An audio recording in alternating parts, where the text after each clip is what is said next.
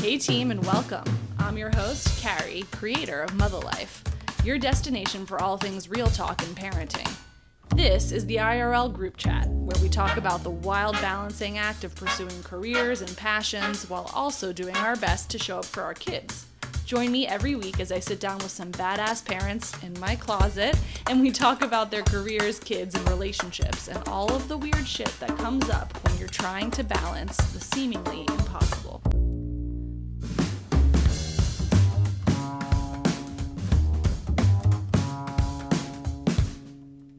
Here at Mother Life, we hear a lot about different careers, but this one takes the cake for harshest conditions. No days off.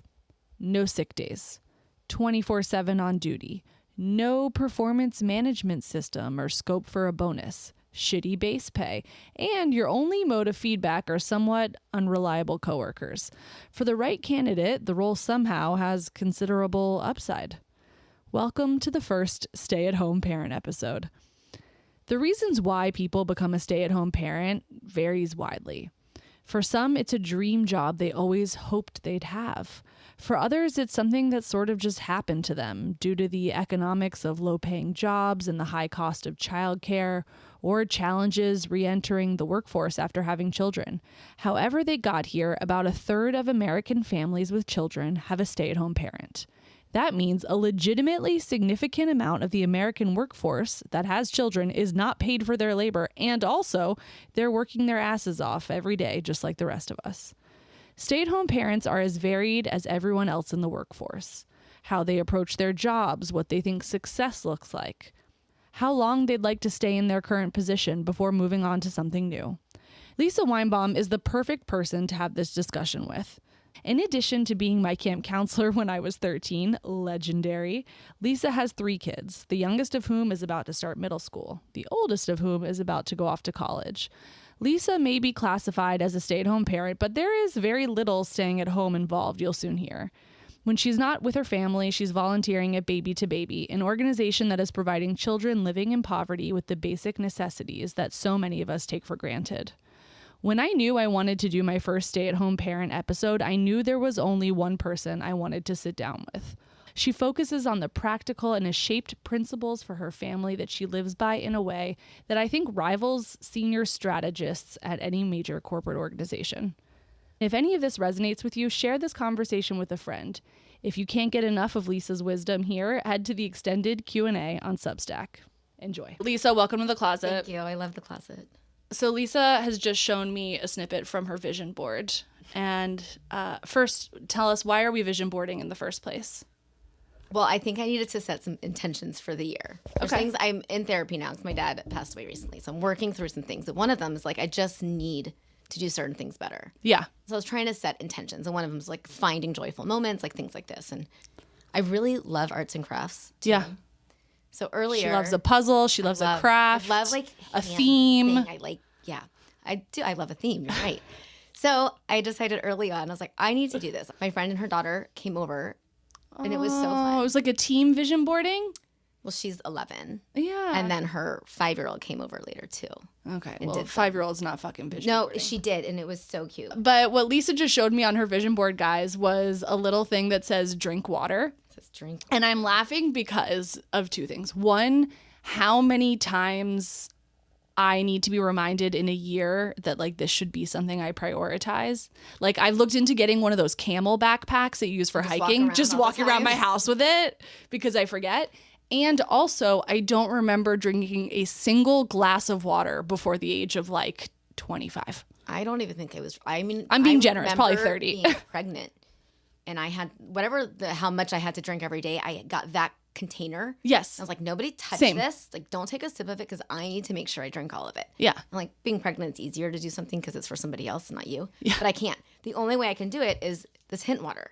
Hint water. I hate not advertised, not plastic. sponsored. I think there's something about the clear, Finishing it and seeing what's in finishing it, there. Something I know the size is doable. I've tried everything. I've just decided I'm a camel and that's who I am. And you know what? My grandmother lived till 93. A fucking ox. Don't ever remember seeing her drink a glass of water in her life. So, Well, I mean, I'm starting off. I drink 16 ounces a day. Great. That's Yeah. like one bottle a day. I'm not. You know what? I feel like that's achievable. That's fine. So my vision board is all achievable. Inhale, exhale. I hope I do that. But you know what? Okay, this reminds me of when I was pregnant with my first, I made a list of like, these are the things you have to achieve every day, Carrie, because it feels so overwhelming when, especially, you know, when it's your first time being there. And on my list was drink water, take a shower, go outside, eat food, and breathe. Oh, those are... That was it. And I remember some days I wasn't achieving everything on that fucking list. I mean, who showers every day? Me. Really? Yes. I wash my hair like once a week, but I have to. And again, that's like a self-care thing. It's not I'm the dirtiest person in the world, like not a cleanliness thing, but it's just like nobody can touch me in here. Nobody can talk to me in here. I'm just going to have a little moment. And I always do it right before bed. It's not like I start my day with this. It's like a wind down activity. Because if you did shower earlier in the day, would you be left alone? No. I love a bath. No. Yeah. Every time I can't think of the last time I was in a bath that somebody didn't walk in just to talk to me. Yeah, of course not. And then I have a 15-year-old. It was actually on her birthday. And there's all these moments now. It's like she often doesn't want to talk to us, right? Like she's in her room. Right. So when these moments come, you're like, okay. I got to tune in right now. And it was her birthday, and she chose me sitting in my bubble bath as the time. And I was like, well, shit, I guess this is it. And I was like, I really need to get out. Like I'm cold. Though I need to get out. I need this conversation to be over. How are you and your family about naked stuff? Because when we're going to get to swearing, I know that it's a very liberal household on the bad language. Not really that naked. Okay. I think there's an age point where I think it's important. Yeah. So like when a kid starts to be a little like uncomfortable, like you just don't. Yeah. So I think the girls and my husband, it's been a long time. Like the girls and I go shopping all the time. We're fully undressing and trying things on in front of each other. The girls and I think we're not walking around the house naked. Yeah. But if we happen to walk into a room when somebody's naked, it's not going to be like, oh my God. But then my son is 11 and I can't think the last time I saw him naked. Like he doesn't want to be naked in front of me. Yeah. I'm guessing he will in front of Adam. I don't know. So like, there's not a lot of naked. Yeah. Okay. I'm trying to figure out what that age is, especially for obviously my oldest is a boy. Like what that age, like I still get, he's 4, like get dressed in front of him or whatever. My son walks in on me in the bathtub, but I do. It's like a bubble bath. So it's demure. It's mindful. Yeah, exactly. It's a very mindful bath. Okay. We have to start from the beginning because that's what we do here. You know the deal. Right, Lisa, growing up in Atlanta, youngest of 4, what's the breakdown of the 4? So there's 9 years total. So my oldest brother is 9 years older than me. Okay. And then the next one is 6 years older than me. Okay. And the next one was just under 2 years. So he and I think it was like 21 months or something like that. And we grew up super close. And I don't know, for regular listeners of the pod, like I really fuck with a birth order and like stereotypes about the birth order. Do you think that you fall into any of the classic stereotypes of youngest child? I don't necessarily think so. Because you're pretty like organized, which is you give in some ways oldest. I think so. What happened by the time I was 9, my oldest brother went off to college. He went to Syracuse. It's pretty far. My other brother, the next one, so if I was 9, he was 15.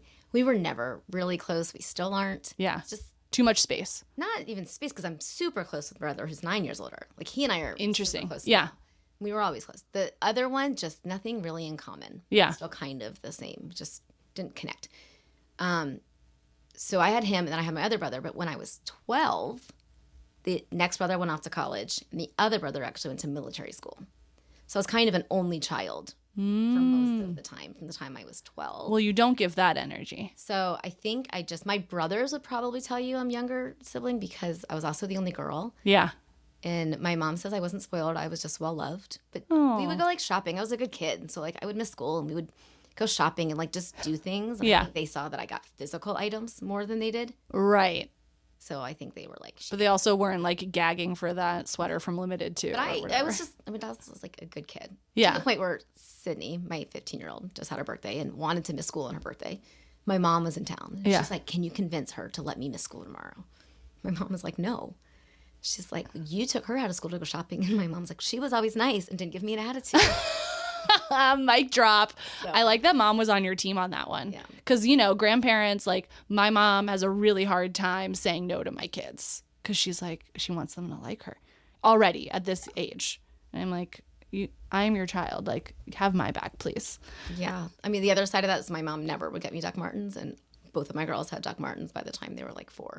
Also funny, like the stuff that you carry. My brother, I think, will never forgive my mom for the fact that at some point she got him like knockoff Nikes or something, and everyone else at school had the real thing. And it was like, I think it was a money thing, like just being practical. And my brother's kids' shoe game is like 10 out of 10. Those kids have like things we hold on to. Right. Yeah. You just never know what's going to be the thing. Okay. So you're growing up in Atlanta. Atlanta's sort of one of those sprawling cities where there's lots of different suburbs, but it all is sort of Metro Atlanta is what it's called. Right. It's called Metro Atlanta. So I was in one of the suburbs. I was in Marietta. And I've heard of that. And that has a lot of juice.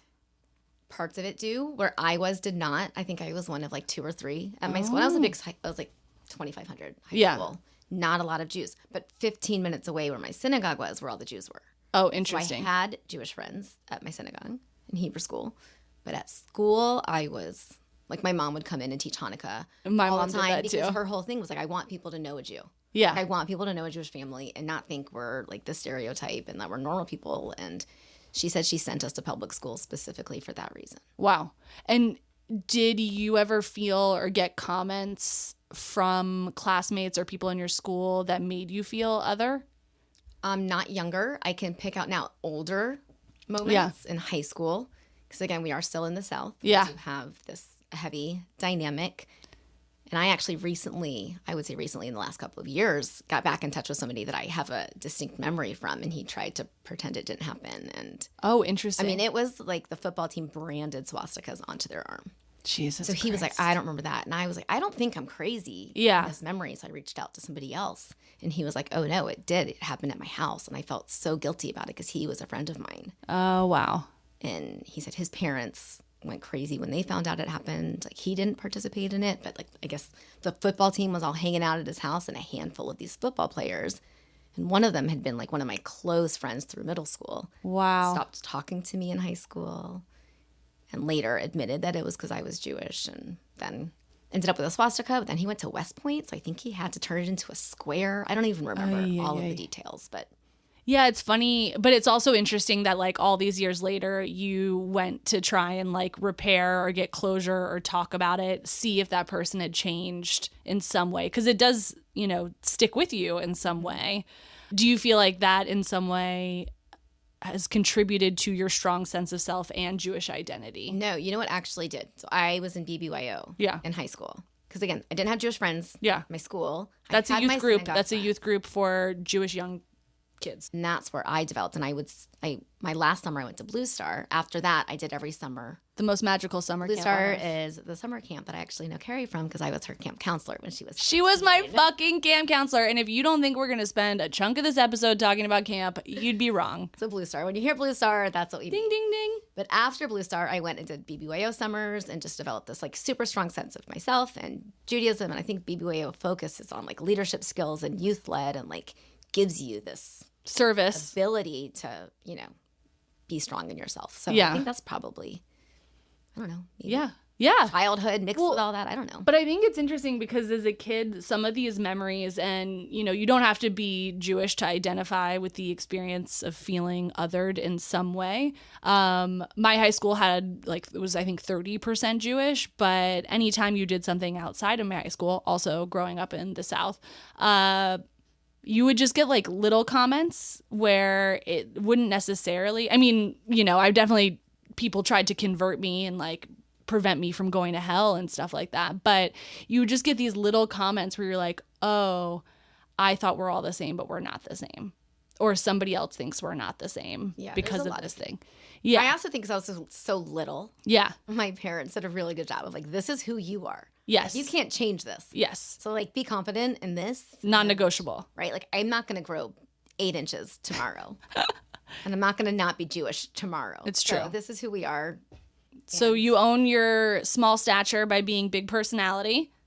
And you own your Judaism by being very clear and vociferous about who you are. Okay, so you're growing up, you're the youngest of 4, you're living in Atlanta, you have tools that you're able to kind of make clear who your identity is, and you have parents who are giving you very clear support to have a strong sense of self and self-confidence, it sounds like, in who you are. What sorts of things were you interested in, were you gravitating to as a young person in terms of what you thought, maybe you would do professionally? I remember distinctly, and I don't remember the process. So I ended up going into education, and I don't remember the process of getting there because I was actually a really bad student in high school and did not want to go to school. I didn't want to do my schoolwork. I wanted nothing to do with it. I think I now realize that I don't like stupid assignments that are meaningless. Right. And I felt like so much of it was meaningless. And I was like, why do I have to do this? And I would wait until the last minute, turn things in, or like have the excuse of why I couldn't get it done. Like it was just always that. But I do remember as a young child, like sitting with all my stuffed animals in like a circle. Cute. And like playing teacher. But I don't remember if I always wanted to be a teacher, but I remember that. What about that was... I mean, you obviously have to extrapolate it. I'm sure you can't imagine what you at 3 or 4 was thinking. But, like, is it the idea that you're in charge? Is it because, we like leadership? Is it the idea that you're getting to impart wisdom? What was it that was attractive to you? I can't imagine I thought I was filled with that much wisdom.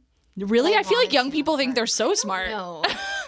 I think I had brothers telling me that I wasn't. So, sure. In that sense, I'm like, I don't know. Maybe I had people listening to me because I did have ding, ding, ding that weren't going to listen to ding, me. I don't ding. know. I just remember sitting in the playroom with my stuffed animals, like in a circle.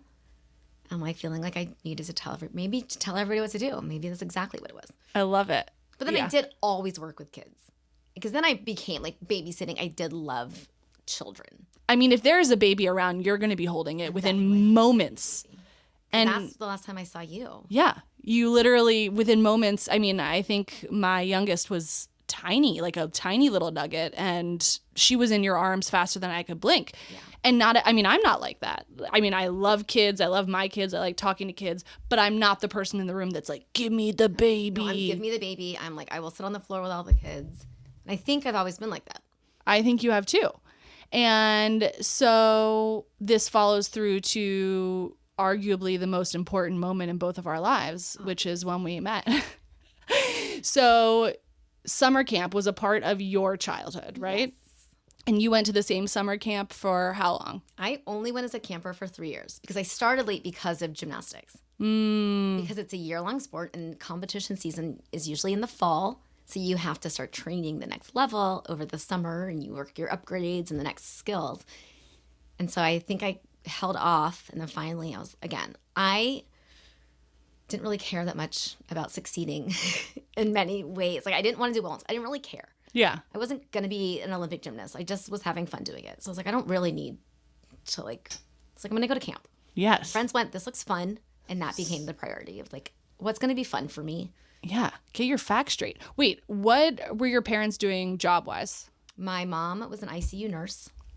Woof. And my dad was like in retail and the executive side. So he ended up what now are all like Macy's and the Federated stores. They used to be different. Like Florida's Burdines. Burdines. What a throwback. Atlanta was Riches. Yep. So my dad managed several of the Riches stores. Like if a new mall was opening, he would like start that store and kind of manage that. So when you were growing up, they were both out of the house, or was your mom's schedule such that she was home? My mom was home most of the time. She would work 2 or 3 days a week, like the 7 to 7 time shift. Yeah. And she would always, like every time we were doing something, she's like, I'll just work an extra day. Like that was, but she worked probably every Sunday. Yeah. I feel like every Tuesday. Wow. Like that. Amazing. So pretty present parents. They came to all your stuff. I mean, gymnastics is a very demanding sport, and you've got a lot of shuttling around and doing shit as a parent for My mom was always there. My dad, again, I'm the 4th, and I am the 3rd gymnast. So by the time I got to be older and competing, my dad was like, I've seen a lot of gymnastics. Right. And I don't remember. He also would work busy days all day, and he would come home in time for dinner. Yeah. And like walk in the door and like fluff his hair and like eat dinner and then sit at the table and do more work. he had these like massive sheets with like the numbers from the day because there weren't computers. Yeah. So he'd have to go through all the numbers of like what the sales were for the day. So I remember him working a lot, but he retired, I think I was 15, 16. Oh, wow. So he worked so much and was super conscious of spending and saving and very budget and like, but that was his focus. His role as a dad was to provide. He grew up poor in the projects of the Bronx. So his role, he was like, I'm going to provide for my family. And my mom grew up. Her dad was great. Her mom was abusive, but so she wanted the role. Wait. Oh, okay. Dad was great. Mom was abusive. Mom was abusive. Mom's was abusive. But when did you learn that about your grandmother?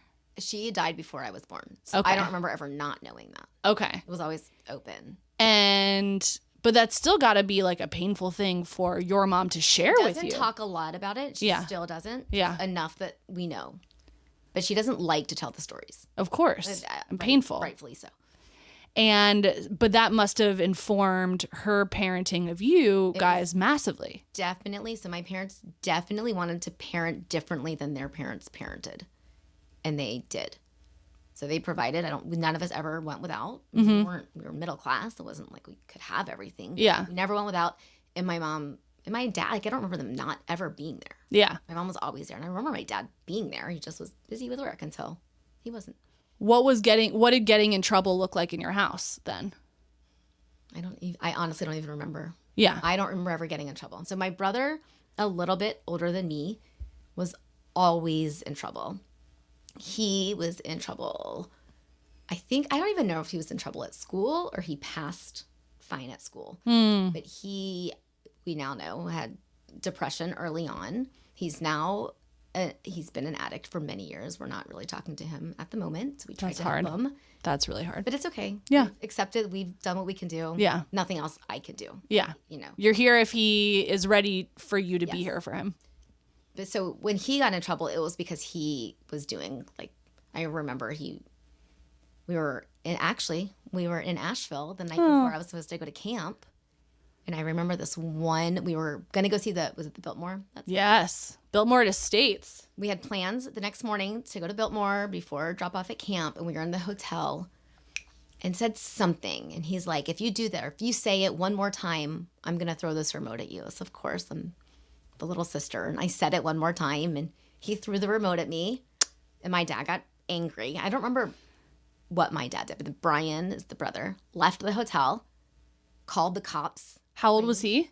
If I was 12, he was 14. Okay. Called the cops saying there was child abuse, spent the night in a car. Like, it was like, there was no little, it was like 0 to 60.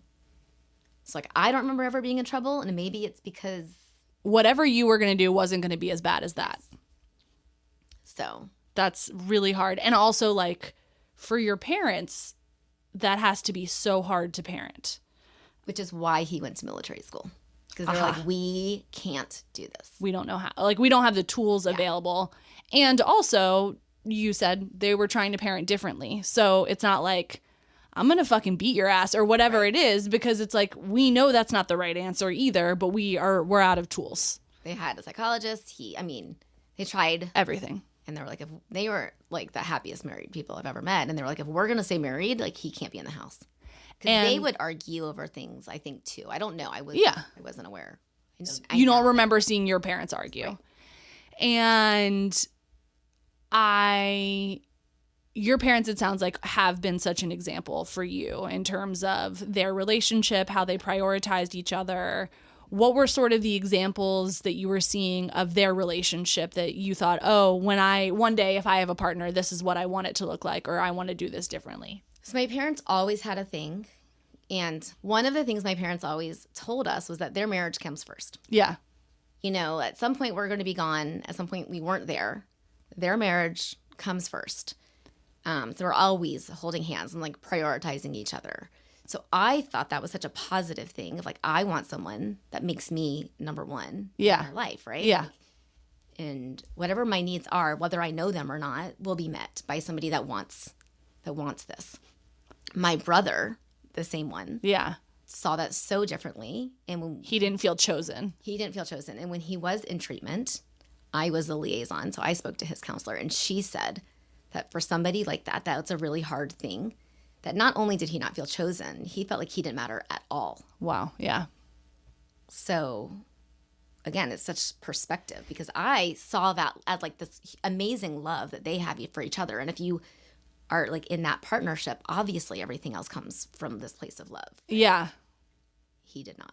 Different kids need different things.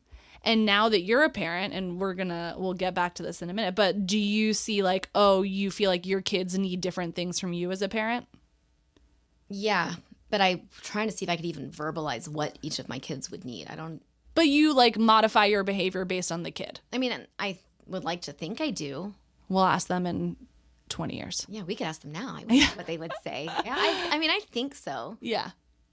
But in the sense of like, you felt like if one of your kids really was having a hard time and really needed you, you feel like you'd be able to identify that they were, well, but your parents knew that your brother was going through it and really needed him. So I don't know. Maybe it's just... in my parents' defense, and I think in all of ours, I think we do what we think is the best thing at the time. Yeah. Right? Like, I don't think any of us are making a decision of like, this is not what I should be doing. I'm going to do this. Yeah. Like, maybe an hour later, we're like, shit, I shouldn't have done it that way. Yeah. But in the moment. And then you say sorry. Yeah. Yeah. Okay. So you have these examples of parents who are working hard. Your mom is making time to kind of be there. There's some division of responsibility sort of stuff. Like while she's working, she is also sort of designated primary parent, while your dad's job is much more time intensive and he's showing up to dinner. Everyone's having dinner together, but then he's back at work. And we know that we like education. We know we like kids. We go to camp as a camper, and then you decide to become a counselor, and then you meet this incredible young woman. Incredible young woman. Wait, was that your first year being a counselor? That was my first year being a counselor. So and I think about this a lot because I went on to be a counselor as well, but like you are in charge of, with another 18-year-old, like how many kids? Like 20 kids? No, 15? I think it was like 12. I think it was like 12 kids in a cabin. 12 kids. So you are like, I just think now, like if you were to give me 12 kids and be like, you're in charge of them, I almost feel like it's a situation where like the less you know, the better. Probably. You know? But like, I also think we were all fed and alive. Kids, like senior girls is where we were, right? You're teenagers for the most part. When I had you were coming out of middle school. Yeah.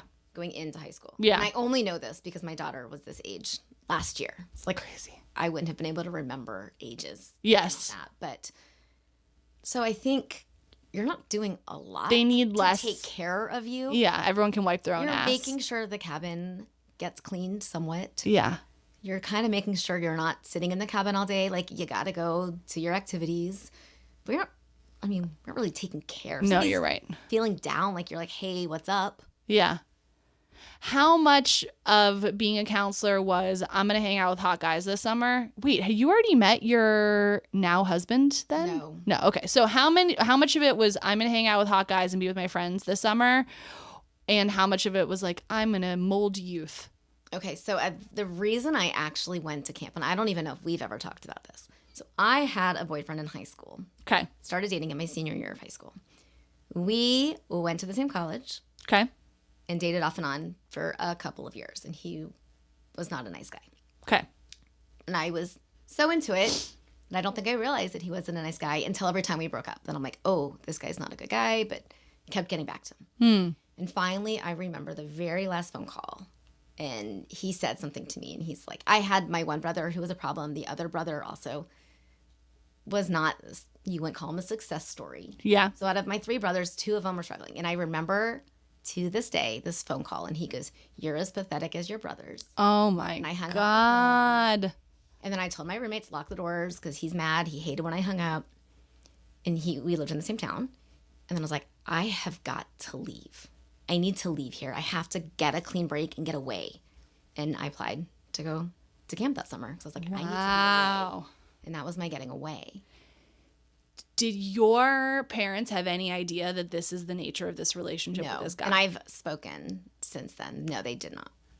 Because I hid it well. Yeah. My sister-in-law said, because I was 16 when my sister-in-law started dating my brother. So she said she kind of had a nobody sense. really knew where it was. Fuck. So my friends did. Yeah. Especially like my roommates in college. And were they giving you good advice? I don't think anybody really knew what to do. Yeah. So it was that. But anyways, that's why I went to camp. Then what happens after camp? University of Georgia. University of Georgia. Big school. Big school. Okay, so you're living the big college life. You're studying something education related? Not yet. I was not a good student. We're going to go back to that. Right. So my priority, my freshman year of college, was having a really good time. Love that. Honestly, in retrospect, that is what you should be doing. Yeah, except for when you're like, oh, I just need to stay in school. Also that. I mean, I guess there's a line. My dad was begging me because none of my brothers graduated from a 4-year school. He's like, just stay in school. So I think I started to do a little bit better. And then I was like, I got to find something I like. Well, I like kids. I went and I spoke to the woman in charge of elementary ed. Like, let me go talk to this person. And she's like, well, you don't really have the grades to get in. Our program's really competitive. She's like, my recommendation to you is like go into the child and family development aspect. Maybe go like the preschool ed route and like do the child and family development. See, that aspect. So I did. I kind of went over there and I was fascinated with like the child development and how like everybody develops the same way, different times, but like all of this happens. Same stuff happens. The same stuff. I mean, I was fascinated by it. And I was like, okay, this is great. And now I'm all of a sudden finding things I'm interested in and I am loving my classes and I'm doing all this and my grades come up. And then I was still taking some education classes because she's like, keep working, keep all of this open. And it was winter break. I had developed this relationship with the director. She called me over winter break. She's like, there's an opening. Your grades still aren't like where they need to be, but you've proven yourself. And if you want to take this, I trust that you can do it.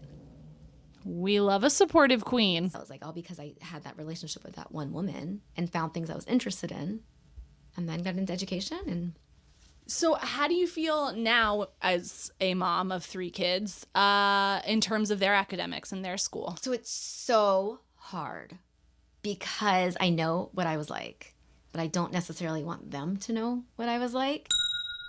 You know what one of my husband's biggest complaints is? He hates how I organize or don't organize the kid shit, especially the diaper bag. He claims that if he knew where to easily find stuff, he'd use it more and, by proxy, take the kids out more on his own. Well, game on, sir. Get your own bag. The Gojo Backpack by Silverback Supply Company is the move. Designed by a dad who was also sick of his wife's diaper bag shenanigans, it's the perfect bag for living life with a baby. It's got a padded sleeve for your laptop or tablet, bungees to secure that blankie or stuffy, a built-in changing pad, and more. I know the tradition is that you buy a cutesy diaper bag for new moms at the baby shower. But what if we flipped the script, started buying gear for the dads, set the tone that they're equals in this thing right from the get-go? If you've got a dad to young kids, a dad that's expecting, or really any parent that's into minimalist, modern design and needs to lug some kid shit around, hit them with something different. Go to silverbacksupplyco.com and use discount code MUTHA, MUTHA, for 20% off and free shipping and handling. I'll put a link in the show notes. As a parent, I'm like, stop procrastinating. You're not getting it done. Like, you have to do better. We have one kid graduating, and school always came easy for her. Her grades are fine. She applied to great schools. She's already gotten into plenty to know that she's going somewhere. And then I have a freshman who also is having a struggle finding the meaning of things and the focus and the drive. So I'm working really hard. I'm like, just get it done. Yeah. But I can't tell her that I wrote my papers the morning they were due. Right, yeah. I'm like, do your work now. Like, do your work. Just get it done. Don't listen to this. I'm like, it's important now because it'll help make everything later easier for you. But like, it's so hard. So she doesn't quite know all of the truth of what kind of student I was. She won't listen to this probably. She definitely is not going to listen to this. Okay, yeah, because I imagine that would be tough. Like, my husband and I differ greatly. I am a huge nerd, as you know. I love school, can't get enough of it, need an A, love an A. He was just, like, similar to you, like, I will try at things that I care out at, and, like, I will do what I need to do to get the grade in the other things, but, like, I'm not going to give them more time than they need. And so I think it's going to be very interesting when our kids get to that age. when they start having school that actually, you know, is more than just coloring, and how we're going to handle it. Well, no, so for me, again, the first one, school came easier. Yeah. And that's not the case. Like body and athletics and stuff, physical stuff is easier for the next one. But like in middle school, my whole thing with her, like if a C is the best you can do, then that's the best you can do. But when you're missing 10 assignments and you're studying on the car ride to school, that's not the best. You're not putting in the work. So you've got to figure something else out. And my husband, he was a better student. He did go to a better school. He went to Vanderbilt, which I mean, in turn, like his academic path, he was an engineer, like better than mine. But his whole thing is like C's are unacceptable. Right. And me coming in, I'm like, a C is acceptable if you tried. You can do. Yeah. Right? Like whatever you do is your best, that's fine. But you have to honestly tell me that was the best you could do. Yeah. And so she would always be like, oh, it wasn't. And even just now, like she missed an assignment and then she missed the extra credit. And I was like, dude, the extra credit. I was like, that's where you're wrong here. God, I fucked with an extra credit. Saved me all the time. Every extra credit. Like that's how I made it. I was doing extra credit and I did not need to be doing extra credit. I needed it. And that's how I did okay because of it. Shout out to all those teachers offering extra credit. It's important. It's important. It's called the second chance lifeline. So let's talk about your partnership and your dating and visions for the future together. What is your sort of dating trajectory with your current husband? So I was down visiting a friend in Miami with another friend who lived in Toronto. Like we were staying at our friend's house. It's like New Year's. We're college kids. We have no money. And she had like Shabbat dinner at her house on a Friday. Let's just say New Year's was a Sunday. She's like, I'm going out with my boyfriend and my dad. And we were like, well, we have no money. We can't afford any of these Miami clubs. Like, what are we supposed to do on New Year's? She's like, there's this one club that's like free. And the people you met at my house on Shabbat the other night, they're going to be there. So if you guys just want to go there, find them. Like, that's where they'll be. So we're like, perfect. Free New Year's. Free. Ding, ding. So we go there. Do not see anybody we know. Although my friend meets somebody and she is just making out and having the time of her life. And I am like, this is the worst New Year's ever. I'm just sitting and waiting for her to finish so we can leave and just. To finish. And I'm sitting by the front door and all of a sudden this group walks in. The Shabbat group. At some time at my friend's house, I met a couple of people and I see them walk in the door of this bar. And I jumped up. I was like, oh my gosh, do you remember me? I'm Lisa. I met you the other night. Please hang out with me. Like, you see that my friend is busy. I am bored. Like, I don't know what to do. They introduced me to all of their friends, and Adam was one of their friends. So I met him at a bar in Miami on New Year's Eve. We love meeting a husband on New Year's Eve. And then we kind of hung out the next few days that I was in town. Then I went back to Georgia. He was in Miami, and we ended up being long distance for a year and a half. So what was it about him that made you think I should be doing long distance with this guy? I did the same thing with my husband after basically meeting him, hanging out a day, and then deciding to do long distance basically. So what was it? What was there that you were like, this is worth? I mean, I think it was nice because it was phone calls, right? Like you really get to know somebody when all you're doing is talking. Yes. And I would see him maybe once or twice a month, but it was talking. The first time he came to Atlanta was February. But when he came back in March, my nephew had just been born. And we were doing like brunch at my parents' house. And he is like holding this newborn baby. So your ovaries are just already. So there's something, and it's like, okay, well, anybody that's like willing, in my mind, to like be holding a baby that they don't even know, like there's something there. And his brother is 9 years older, and he was a great big brother. So I think that shows characteristics of somebody of like how they're going to be as a father. Yeah. And you in your mind, like, you know what you're looking for in this department already. Mm-hmm. So you have this long distance relationship. You work-wise, when you enter the workforce, how much later is that? So I graduated. I met him New Year's of 2002. So starting the year of 2002. Okay. I graduated winter of 2002. Okay. And then I started teaching right away. And did you love teaching? I did. I really enjoyed it. So I did it through, like all the student teaching we had to do in school. And then as soon as that semester or whatever was done, it was a third grade class. And they were so cute. And some of those 2 kids in that class are now married, which is so funny. Small town Georgia. I moved down. So I was taught for 6 months. moved to Miami, and then I taught down there for 5 years. And how long were you guys together before you got married? A year and a half. Okay. We got engaged a year later and got married 2 years after that.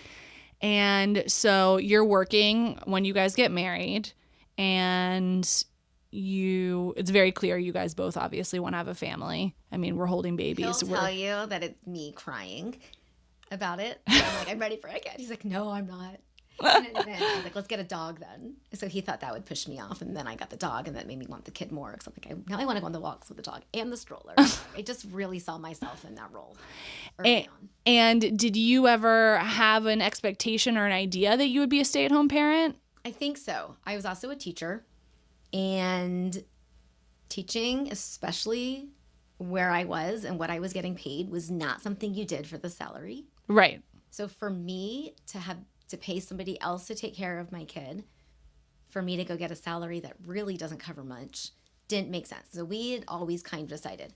I loved teaching, though, and when Alex was first born, they opened a position at my elementary school for me to come in twice a week and work with like the 5th grade and like do science. Yeah, that's amazing. They gave me a spot to keep at the school. So we found a nanny for those 2 days. And one of the days, my husband went home from work to get something, and she was like sleeping on the floor. And Alex like just started crawling, was like about to go, and he was like, "That's it. This isn't worth it. Like, we need to worry about this for that." So then I completely just stopped. And how did that? I mean, obviously, that's a horrifying thing for Adam to come home and see and experience. How did it make you feel that you were going to really walk away from this thing that you did? I mean, the fact that your school went to the length of finding a way of keeping you engaged is a testament to how much purpose you found in doing what you were doing. So was that hard for you to walk away? I think probably it was. And then I was like, okay, well, what am I going to do with my time now? Yeah. And then I found like Mommy and Me classes. And then like, I don't remember ever looking back. Right. I was like, this is great. You found purpose and building sort of a structure for your day. It wasn't some like amorphous, now I am always with this baby. It's like we're making a plan. Mm-hmm. I'm the teacher to this baby in some ways. Yeah, and I think I probably set up my days with like, and I am not a scheduled person in that sense at all. When my kids slept, they slept. When they were hungry, they ate.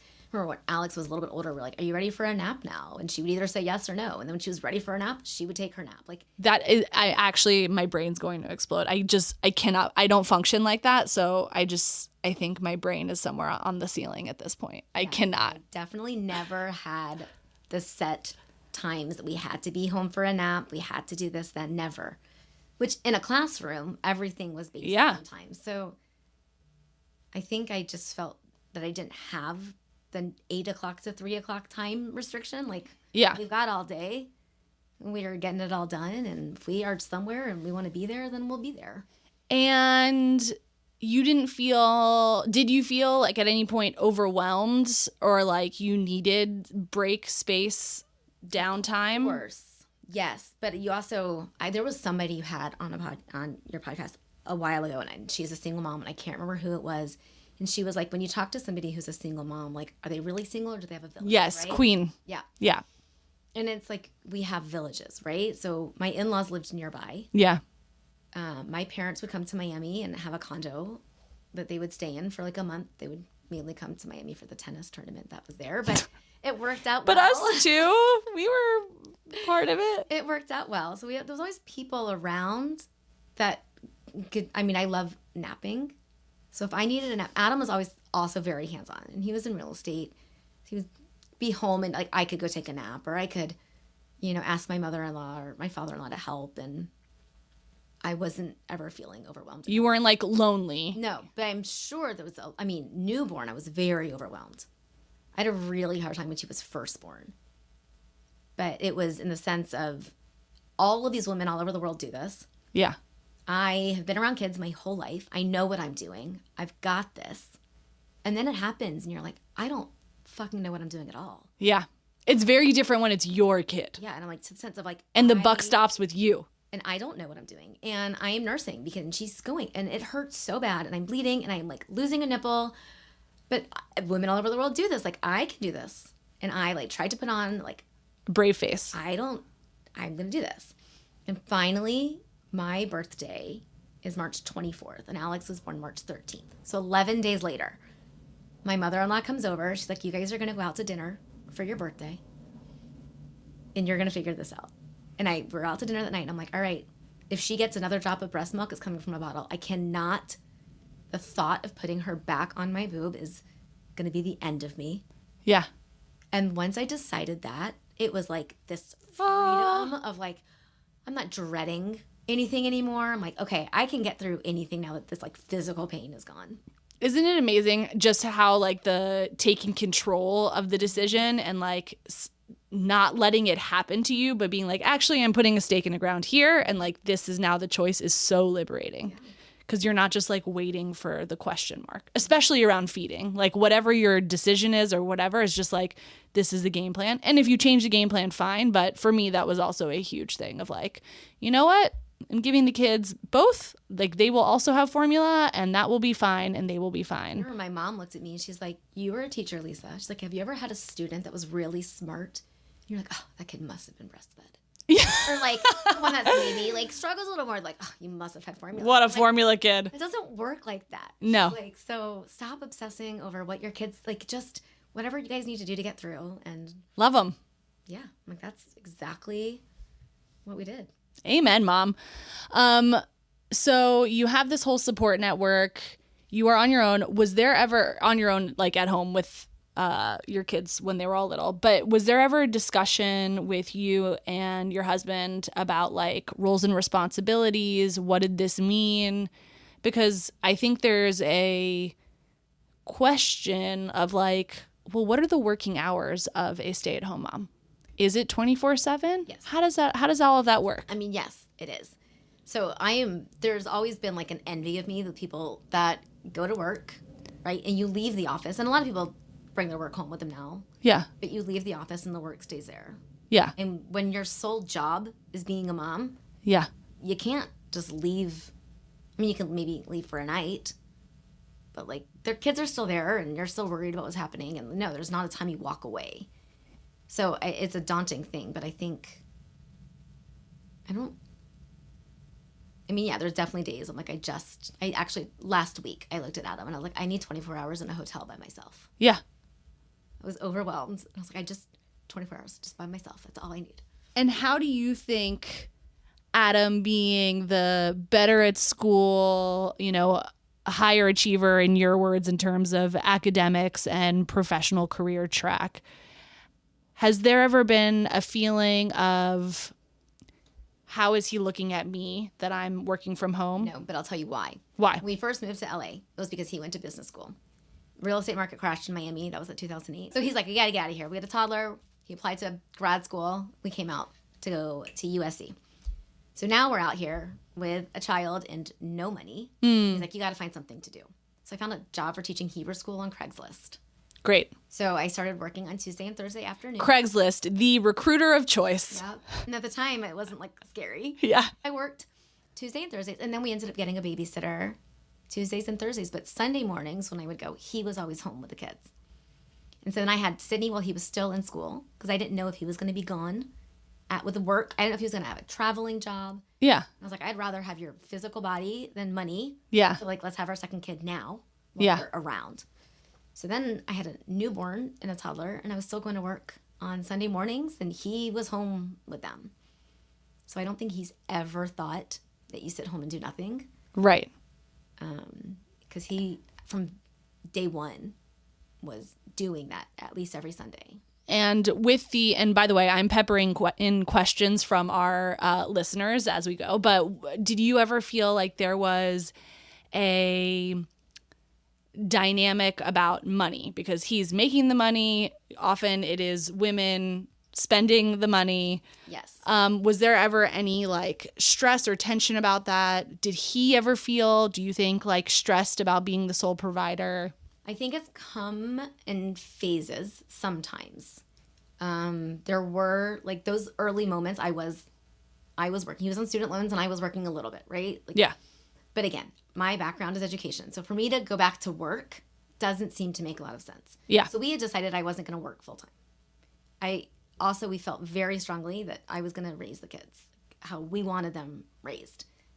As the kids got older, you have phone calls, car rides, the conversations. Like, I need to be present. I don't want somebody else answering those questions. Yeah. Like, we want to raise them how we want to raise them. Yeah. Without the influence of somebody else. So it was never going to be work full time. But there were moments that he's like, as the kids are all in school now, as you are home and they're not home with you all the time, you need to do something. And then... And did that come from a financial place or it came from financial place. Yeah. And then he finally realized, he's like, I like my lifestyle. I like that I come home and the fridge is filled with food and my laundry is clean and the house is clean and the kids are all taken care of. Yeah. It's like, I don't have to worry about any of it. Yeah. But if all of a sudden you're working a little bit even, and you're not contributing financially to the success of the house, but like all of my stuff now goes away, I don't think it's worth it. Yeah. So he's like, so unless you're going to make more than me, I like what we have.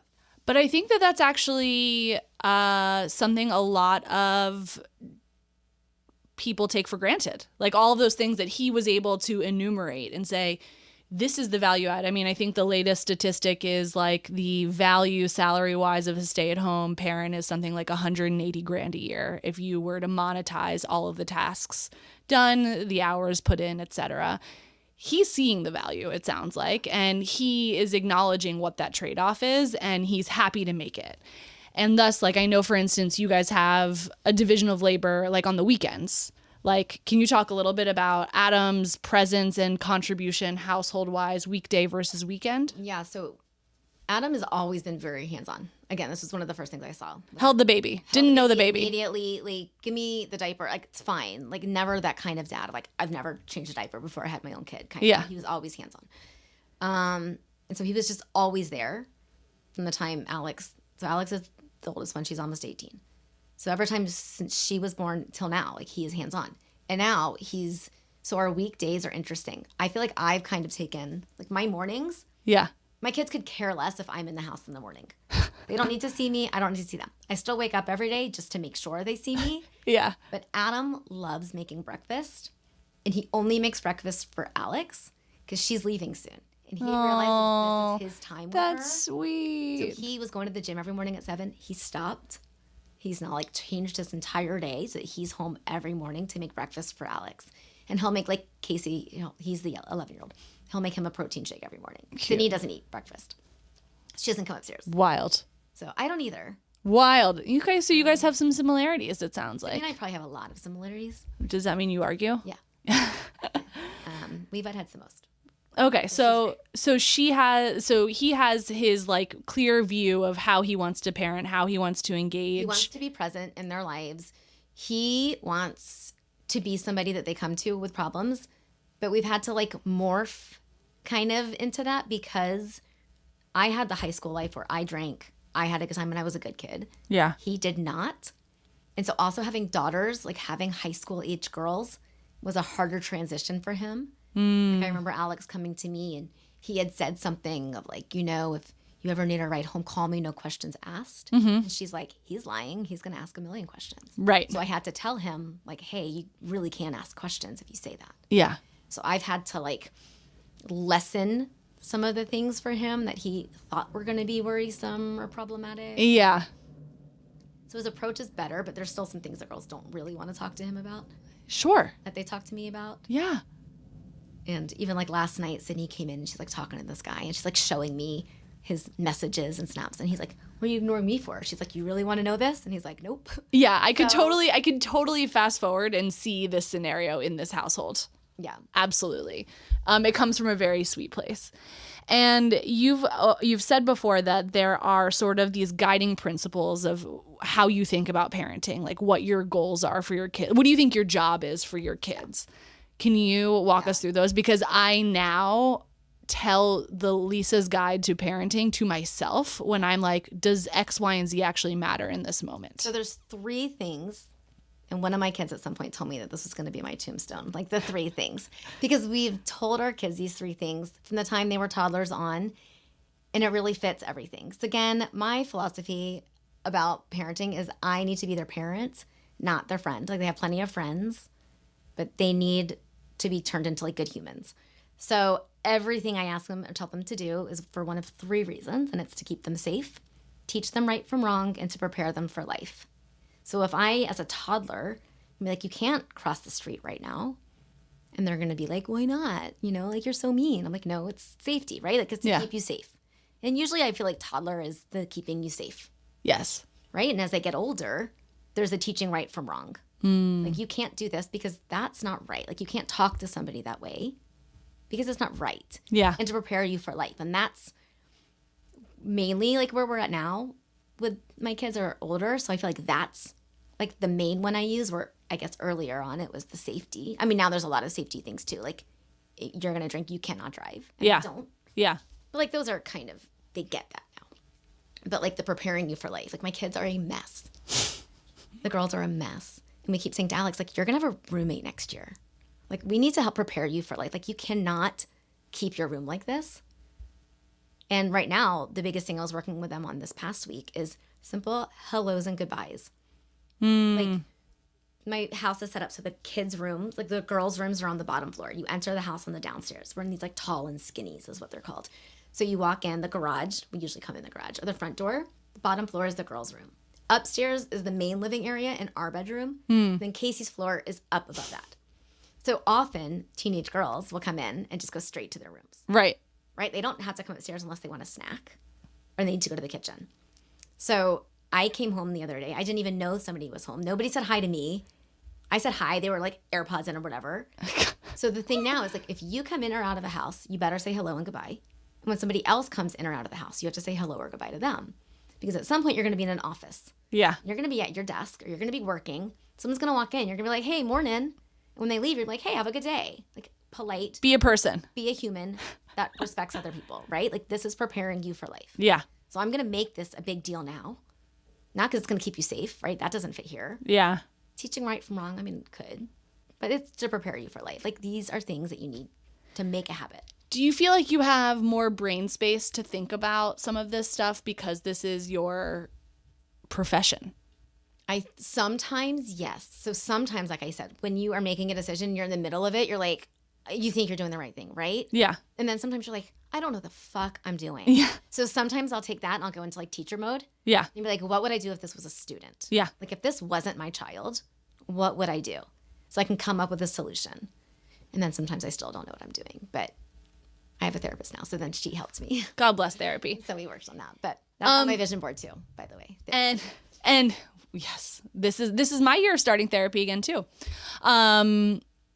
Now I want to get Lisa's take on swearing, because I know that it's like a liberal sweary household, which obviously I 100% fuck with, but I don't understand how to implement later in life. Okay. So walk me through how we're doing it. I can walk you through this because I have spoken to people about this before. Yeah. Every child is going to end up in a point of their life where they're going to be handed something and they have to say yes or no to it. Yeah. Right? Like, it's going to be drinking. It's going to be drugs. It's going to be something that they're going to have to be able to say no or yeah, like, right? Depending. Yeah. The first thing that they do that with is swear words. So they need to be aware that it happens. It's around, it's a word. They're really not bad. Yeah. But they can be bad if used wrongly. Yeah. So the first time they do that is when they're, like, I would say older elementary school, starts to be around. So they have to have enough sense of themselves of, like, right place, right time, wrong place, wrong time. Like, if you're hanging out with your buddies and you say something, you know what? That's okay. But you can't say it at school. You can't say it to an adult. But, like, you have to start. You can't tell them they can't have it. Right. Just like at some point you're not going to tell. I mean, you can tell. I don't tell my high schoolers not to drink at all. I teach them how to do it safely. Don't overdo it. Like, right? There's a certain way to go about figuring out these aspects of life. Yeah. And I think the first time they experience that is with swear words. And again, I don't think there's anything wrong. It's a word. Yeah. Who gave it the power to be bad? I don't know. Yeah. And so, like, it's very open in our house and used okay, it's fine. When it gets too much, like Sydney went through a phase all the time. We're like, all right, you are no longer allowed to say this in front of us. Yeah. Because you have exceeded. Abused the. Right. Yeah. You can't do this. You obviously don't know where to make it right or wrong. So we have to cut you off and you have to try to figure out, like, the right way to do this. Yeah. Okay. Because, I mean, I obviously love swearing like it's a sport. So I want to be able to be in that sort of enabling environment when it's older. And also, nothing could be more viscerally jarring to me than being sweared at. Right. Fuck you, you're a fucking bitch, but whatever. That's the right and the wrong use. Then the first time, I mean, Sydney used it very early on. Like, we had just moved within our existing neighborhood and passed like our first exit and went to the second one because now our house was in that one. She's like, shit, we missed the street, whatever like that. Like, and you're just like laughing at that because it's funny. Yeah. But then the first real time anybody really used it is everyone in my house likes to scare each other, like hiding and jumping out, like kind of a thing. And Adam got the girls and Alex like, she scared the shit out of me. And I was like, you know what? That was correct usage. 100% appropriate usage. Yeah. Proud of you. I love that. Okay. Now, a topic that's coming up, I think increasingly for me and my friends is this whole concept of the sandwich generation. Are you familiar with this term? The taking care of olders and youngers. Yeah. And obviously I know that you have just experienced a loss. And I don't think anything can prepare you for going through that, especially with a family that's as close as yours. Going through something like that as a parent, when you do have a very close family, for your kids and for you, were you able to take the space you needed? Did you want space? How did you navigate that with your kids? Like, that is a whole chapter that like you don't ever want to have to go through, but everybody goes through it. So this chapter has been hard, but yet beneficial for me in the sense of I have never been one to show emotion. Yeah. I don't know why necessarily. What's your star sign? I'm just Aries. learning. Oh, okay. I don't know shit about that. I don't either. I'm like fiery. That's all I know. It's like fiery and bossy. But with emotions, I have no idea. But I just never did. And I don't like to cry. It gives me a headache. It makes me like have puffy eyes and puffy noses. So I just try and you're a migraine girl. Stifle it. I get migraines. And so guarantee if I cry, I'm like, so there's a lot of reasons I just don't like crying. So this experience, I remember even driving in the car and Sydney's like, Mom, it's okay to cry. I'm like, but I can't while I'm driving, right? But like, it's opened up, and now I'm in therapy also, like to help with these. Like, I have to honor these emotions and let them out. But like right now, if I don't want to, I can table it. Yeah. As long as I like honor it later. Yeah. So this time period has allowed me to have these conversations with my kids about like, shit sucks. Yeah. I also like realized last week I had a problem with Adam. I guess I wasn't nice to him. I was acting in a way, but I was triggered and had a really rough week. And I was taking like my own depression out. So I'm like, I do need some space. And I think that's when I was like, I just need 24 hours. I think it was like all of this. Yeah. He took it as like personal to him. Right. Too. And I was like, I am overwhelmed. Yeah. Like with my own like inner head. But it's mostly based on this grief and this time period that is hard. Yeah. So I'm still figuring out how to have that space. But like I was in Atlanta. Yeah. When it happened. And then they came and they didn't stay and I stayed longer. So like Adam did a good job of like letting me be there. Yes. And took down the fort. Alex drives too. I was about to say, the kids are older. So it's not as hands-on, but yeah. I mean, there's still work. We had somebody on the pod who, Alyssa Calver, who's dealing with metastatic breast cancer, a terminal illness. And she's like, I mean, I'm a crier, but I'm an alone crier. Like, everybody has their time and their space. I didn't used to be a crier, and then some reason I met my husband, and like all of a sudden I couldn't, like we were talking to the rabbi preparing for the wedding, I couldn't get through a single one of those conversations without sobbing. I look at a therapist, I'm crying, like commercial crying all the time. But for me, it was like a switch that flipped one day. I was a total not crier, and now I can't help myself. Like, I don't know what happened. But I think for me, it feels really good. That being said, I try and not do it in front of my kids. So many years ago, now like by 10, I had a head injury, which is why I also get migraines. And I was feeling emotional then. And my therapist at that time, I was like a handful of therapy sessions. And I remember her saying, have your kids ever seen you cry? And I'm like, no. Yeah. She's like, they need to. Like, they need to see that it's a normal emotion. Yeah. But Adam is an extremely emotional person. So they see it from him. Yeah. And I really don't like crying. Yeah. I don't find it to feel good. Yeah. I hate everything about it. All of it. Alex is super emotional. Sydney is not. Yeah. And Casey is. So like, again, Sydney and I are pretty similar in the sense of like, we want to like stifle our feelings. Yeah. And like not really feel them. It's just easier, I feel like, sometimes to pretend like a fake it till you make it situation. Yeah. Mm-hmm. But thank God for Adam, because he is emotional and he has shown them all that this isn't normal. Oh my God, what a mush. But now they see, I mean, there's been sometimes it's just uncontrollable. Like I was really upset. Actually, Sydney made me really upset on Friday. Yeah. And I was driving Alex and dropping her off somewhere, and I was like super upset. And then I stopped at McDonald's and got a McFlurry to like eat my feelings. I was like, and then I woke up in so much pain the next morning. But crying probably would have been maybe less painful. It would definitely have been less painful. Okay, so this is, and then before we wrap up, I want to ask one more question before we wrap up. Then I'm going to go to my list to make sure I've covered all of our listener questions. I have one more thing I also want to say before we wrap up. Okay, good. I feel like is important. Okay, good. So my question, you just touched on something, not directly, but made me think. Kids are not perfect people. Nobody's a perfect person. When you see your kid being a shit, because all kids will be shits, all kids will make the wrong choice, all kids will do something would be like, those aren't our values. You're not living up to the values that like, quite frankly, what you just did, a good person wouldn't do, or whatever it is. How do you I say now is I've taught you the right from wrong. Now you have to act and like show me the right. Okay. That's what it's, because, you know, it is obviously hugely damaging to be like, and I wouldn't say like, you're being a shit right now. Oh, I do say that too, though. But I'm like, you are not a bitch, but you are acting like a bitch right now. Because it's like, there are these times where, of course, my kid's much younger, where I'm just like, what is going on in your head right now that you think that is a kind way to behave? That's not kind. Mm-hmm.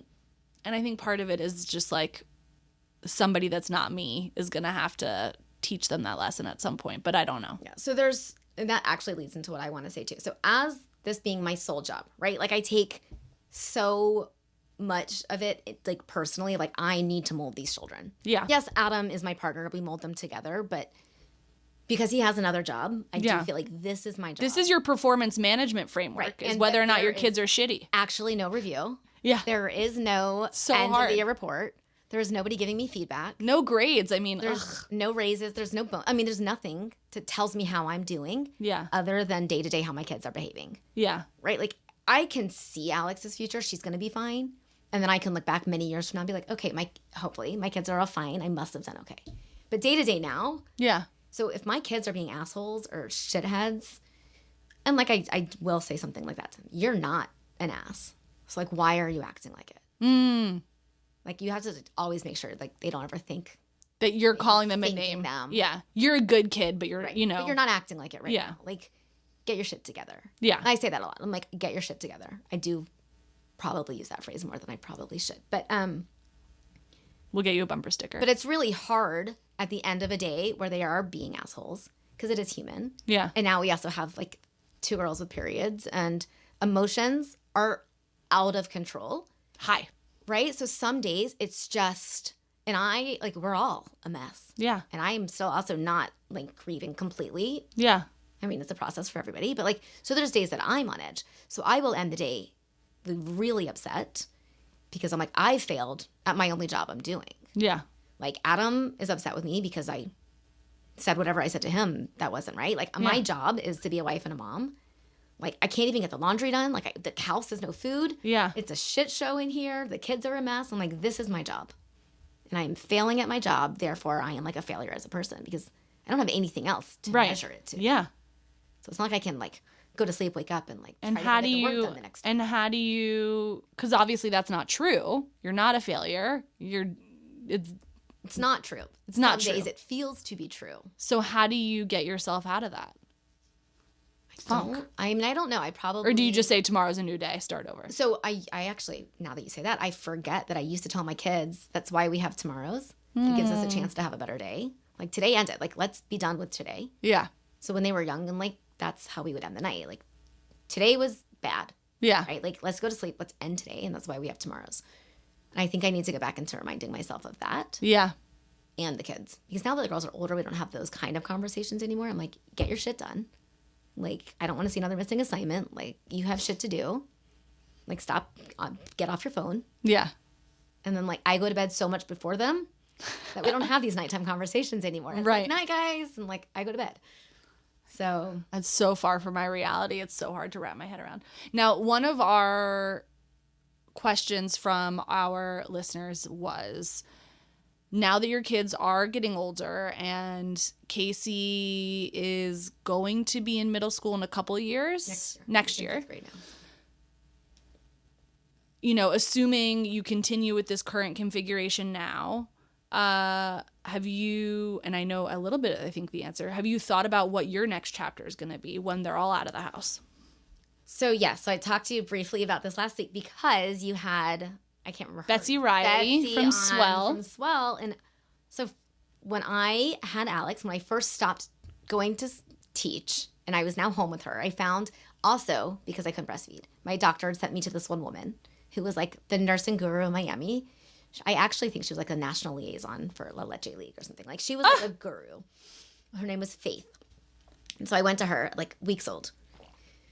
And I was already done. I'm very stubborn. I was like, You're not going to convince me to put this baby back on. I'm done. But she was fine. And then she's like, well, we have parenting classes once a week. So once I stopped teaching, I started to go to those classes once a week and met one of my today's best friends who moved from Miami here like 6 months before we did. The girls are weeks old. Like they're still super close. We're still super close. But I started this class with Faith. And I sat in her class for a year and a half until we moved. I would call Faith cross country. And she would like, I remember one time I'm like, the poop is green. He's pooping all the time. She's like, stay on one side. He needs more hind milk. Like something so simple. And I'm like, God, this is amazing. I wish everybody had a Faith. So then I'm like, okay, I'm going to have to fill my days. I mean, I fill my days now. We didn't even talk about I know. We need to, you're not walking away, especially because of these days. I professionally volunteered. I spend a lot of time helping other people, but I'm like, everybody needs a Faith in their life. And like, I can see myself doing that. So being a lactation consultant. Somehow. Parenting coach. Just helping support. Teach like skills just to get through those really hard days. Yeah. Right? Because there are ways to make it easy. I would go to a Lisa class. So I'm like, I would love to do that. So I started doing some research, and there's like some fancy ICBLC, I don't know, a lot of letters. That's like international lactation. I'm like, the amount of classes I'd have to take. I do have to come. Oh, here we fucking go, Lisa. All the science classes. I don't think I can do that. Lisa, surely the lesson for you is if you find it interesting, you'll learn it. But I'm not going to find all these other science classes. But you don't know that. You're right, I don't. But at some point, I'll sit down. But I also do like that I have the flexibility to come see you today. Yes. Right? Like, by the time my kids are at school, I'm super flexible. Once they're done, I'm all theirs. Yeah. For the rest of the day. But I like this time. Yeah. To be flexible. And so there's a part of me that really wants to do this. And then there's this part of me that's like, do I really want to do it yet? So I want to hold on to this time a little bit longer. I also, like, Alex gets allergy shots every week. And because she's not 18 yet, I still have to take her. Casey's on his 4th year of allergy shots. So my kids are missing school once or twice a week, and I'm taking them places. So I'm like, I can't commit to something that requires me every day yet anyways. So then this thought is just going to stay there. And I loved what I was listening to about Swell. I was like this community instead of like this really high certificate of something. So yes. There's got to be a middle ground. So I do need to spend some more time figuring out. Then the other thing is like people like to see letters after names. Like, it depends on what it is. I think like, listen, honestly, I think this episode is a real qualification for just being a really thoughtful parent. And so much of what people want is just perspective from a different chapter. So I wouldn't undersell yourself at all on that. But the other piece of it also is this volunteer work, because you're not staying at home.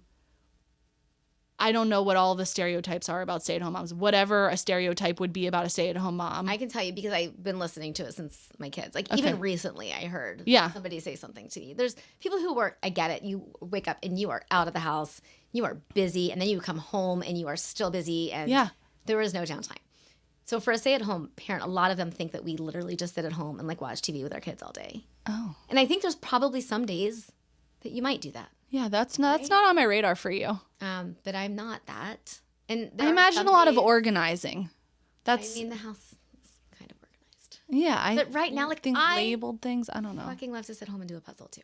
She's passionate about a puzzle, people. Love to sit into a puzzle. But now my kids are older and I'm giving myself that time to do that. Yeah. But when they were younger, I wasn't just there's always stuff to be done. Just doing a puzzle. Like, they're busy. And I do like to be busy. Yeah. So it's not going to be. I like having downtime. Yeah. I do like having the downtime. She loves a nap. I love a nap. I love a sit and puzzle. I love like the quietness. I love a puzzle also because I'm in the middle of the house. Like, I'm at my dining room table. So everyone's still around. Yeah. Like, I'm not isolated. Yes. I'm still there. I'm present. There's conversations. There's still like me. Yeah. But the but we were talking about people think all day, like, like that old shirt, like eating bonbons and like watching a soap opera. Like, I've never had that. Meanwhile, you have, how many years have you been working at Baby to Baby as a volunteer? I think this will be May. It's like 11 years. 11 years, and that's consistently minimum 1 day a week, right? Yeah.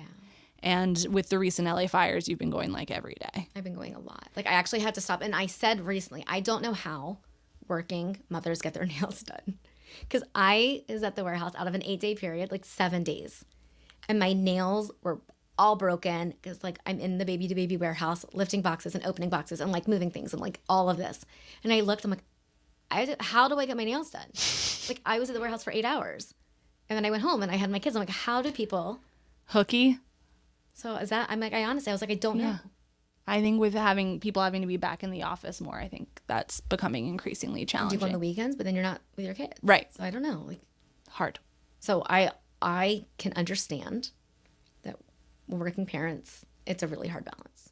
It is a hard balance for everybody. For you, though, it's interesting because you now have hit a point where it's like, okay, lately you've been volunteering a lot. But you also hit like a natural wall where you're like, I actually can't keep going this much. Like, I do need to take a step back. I did. And does Adam, have there ever been situations where like you need to be a baby to baby and something needs to happen with the kids? Or is it flexible enough that you can move things around? It's flexible enough. I kind of tell them, like, I can't come right now. I'll be there later, or I was already there, or whatever. But if something needs to happen, I wouldn't feel like it's fair for me to not go volunteer so that Adam would have to miss work. Yeah. But there's some things, like, if I am, like, there is every year they do a big toy distribution for families that, like, it's a big event. So I go to that. Like, he would never be okay if I missed that. Right. Because he knows how important it is. He would miss work on, like, a big day. But just like a normal warehouse, like, session, like, just helping out on, like, the normal day-to-day stuff. Yeah. I would never ask him. I think it might be time for me to join you. Yeah, we've been talking. Because I've been, but I really feeling like it's time. Been full. I mean, I only want to go on a Lisa date. Lisa days are made up times. Okay, well, we're gonna start to organize it together. I'll talk to them because I think it is also really important. Your kids have been so involved in you watching you volunteer. They have, which has been amazing. And actually, all of Alex's college applications were all about this, and like, this is the path that she wants to go in life, is like giving back. Yeah. So when I can like look back and reflect on my kids, as much as I think they're assholes, like, some days they are just selfish and like, as they probably should be, because that's their age. Like, they should be focused on themselves. They still know, like, that they're fortunate and there's people that aren't. Yeah. And it's up to them. Yeah. And it's pretty addictive. Like, we've been doing a lot of stuff where we can here, as you know, since the fires, and my son, who's 4, was anytime he sees someone he hasn't seen for a while, he gives them like a full tea of what's been going on in the house, like all the goss that's fit to print. And what's been featuring very heavily is like, Daddy's best friend lost their house, and Mommy and I have been putting bags together of clothes to give people who like he's clocking it as something that's like, oh, we do this in this house. And that is such an important thing, I think, for kids to see. And I think so many people think their kids are too young to understand it. No. I think Casey was probably 3. Yeah. And I remember he had trucks galore, right? Yeah.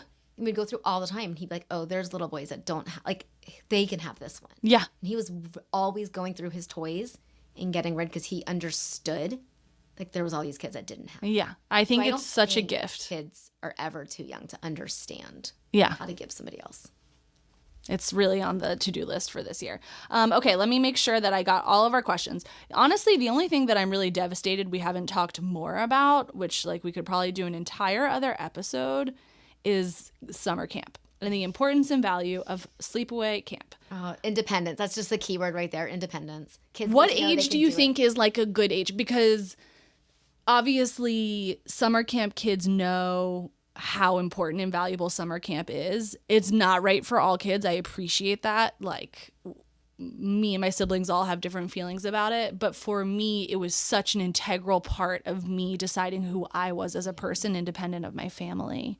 And my husband went to boarding school and he hated it and couldn't fathom sending our kids somewhere. And I'm like, no. This isn't fucking boarding school. This is like running through the fields without like a real grown up in sight. I mean, there's people keeping you safe, right? Yeah. So I'm trying to think. So I started when I was 12. Yeah. Sydney started when she was, goodness, I had to figure out some math for a second. She was in, her first year was Pioneer 3. So maybe 10. No, that's 11 because that's how old Casey is now, I think. I started in Pioneer 1. So what is that? I think 8. I think Casey started in juniors. So he was 7. So, like, that's, like, 7, 10, and 12 are all very different ages to start camp. Yeah. And I would say that everybody started when they needed to start. Interesting, yeah. Like, Casey is very independent. He's a third kid. Yeah. And he loves to do things on his own. He likes to walk up to somebody and, like, if you're at a store and you know where the bathroom is, he's like, I'll go ask. Like, he loves being that kid that, like, walks up and, like, asks for things. I love it. But he was at 7 years old. They have like a rookie camp now, so it was last time it was a week. Oh, nice. So that was a really good, and he did not want to leave after that week though. Wow. So I just think like it's such an incredible experience, and also for somebody who likes to do the puzzle, who's in the living room, who's in the center of watching everybody come and go. Was it hard for you to send the babies off? Not at all. You're just like, bye. I'm really confident in my relationship with my children. I love my children, and I know they love me, and we are good when we are together, and we all need time apart. Love that. Like, they need to be away from me. Like, they need somebody not telling them what to do all the time. Like, they need that as much as it's nice for us not to be telling them what to do all the time. Like, everybody needs that. And, summer camp. Like, for these kids, especially the ones that some parents are like, oh, my kid could never be away from me. You and that kid both are the ones that need the time away. Yeah. Right? Like, if you are so codependent on each other that you can't even fathom any time apart. Yeah. Like, it's really important to see that you will both be okay at the end of that. And if you're not, then they call you and they're like, hey, this kid's not okay here. Yeah. And you're like, okay, didn't work. All right. Well, we're going to have to do like a whole ode to summer camp at some point. Lisa, thank you so much for being here. I could literally talk to you all day. And I, for one, I will say it again. If Lisa ever has a class on parenting, I am sign up number 1. Okay. Thank you for being here. It's going to be like practical parenting. I think that's what we're going to have to call it. Yes. Right? Because everything is just practical. Like, what is stop reading the research. You can read research on every aspect. Don't stop reading the research, Lisa. Stop reading the research because I'll tell you why. Why? Because you're going to find both sides. Right. You're going to find research that says one thing, and you're going to find the research that says the exact opposite, and you have to do with what feels right to you and stop trying to listen to everybody else. Amen. That I agree with. So, practical parenting. Thanks for being in the closet. I'm looking forward to starting some volunteering with you soon. Yeah, let me know whenever you want. Team, I need your help. If you love it here, please like and leave a review on your favorite podcast platform. Subscribe to the Substack for full access to this episode's show notes and join the discussion. And of course, follow me on Instagram at Mutha, MUTHA.life for a daily look at all things Mutha. Thanks for listening. Be sure to tune in next week for another Chat in the Closet. This podcast was produced by Mutha Life, music by Ronan Landa. See you next time.